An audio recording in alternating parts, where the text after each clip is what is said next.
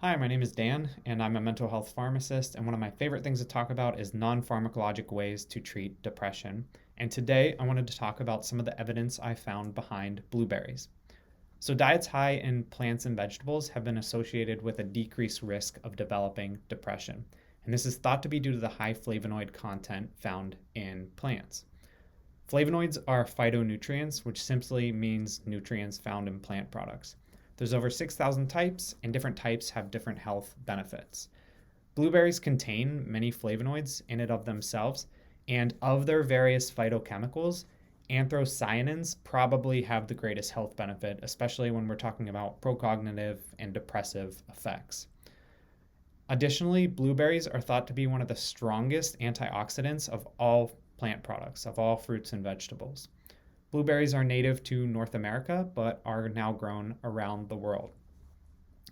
Next, I wanted to talk about how do blueberries help treat depression. There's a few potential mechanisms of action and mechanisms that can explain these effects. First is procognitive effects. So, flavonoid consumption is associated with vascular and cognitive benefits. So, this means that blueberries may increase blood flow to the brain, and increasing blood flow to the brain increases the brain's functioning and could help with depression in that way. Next is the antioxidant effects that I already alluded to before.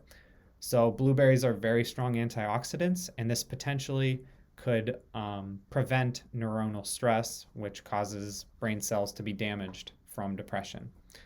Finally, is anti-inflammatory effects. So, depression is often associated with a chronic low-grade inflammation in the brain, and people with depression have higher levels of inflammatory markers. So, decreasing inflammation in the brain with blueberries could help prevent depression or help treat depression.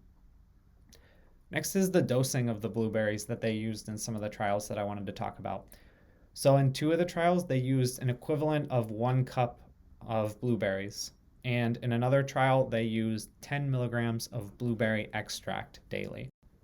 Next, I wanted to look at some of the studies behind using blueberries to improve mood or using blueberries to treat depression.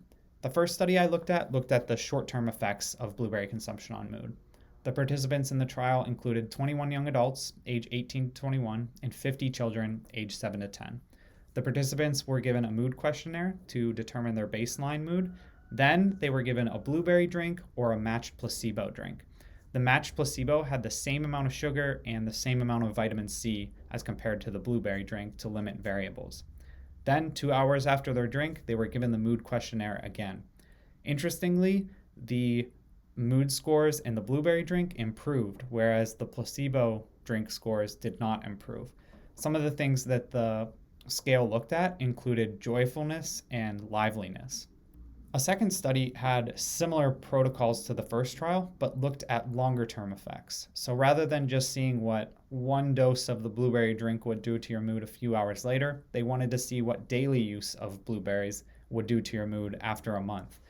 So this study had 64 participants aged 12 to 17 consume the blueberry product daily for 4 weeks, and the study showed that the blueberry group had less symptoms of depression as compared to the matched placebo group at the conclusion of the 4 weeks.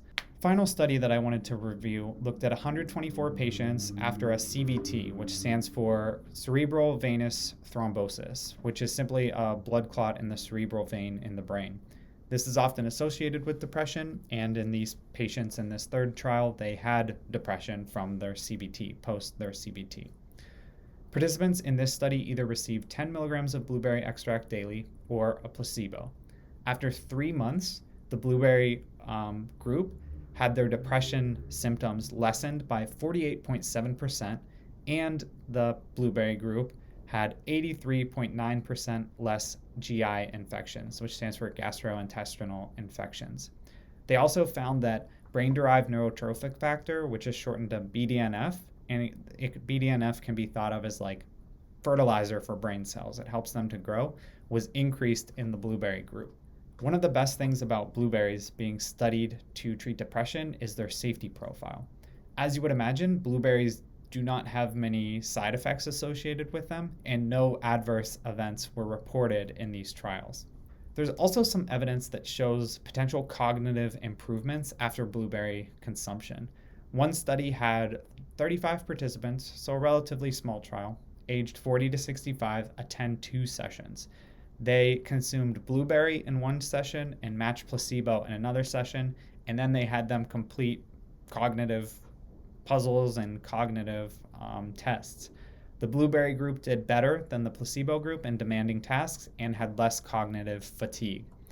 So I find some of this evidence really interesting for something as simple as a blueberry, but it's shown to increase mood in a few studies. It's shown to decrease CBT-induced depression, and it's shown to potentially have some pro-cognitive effects.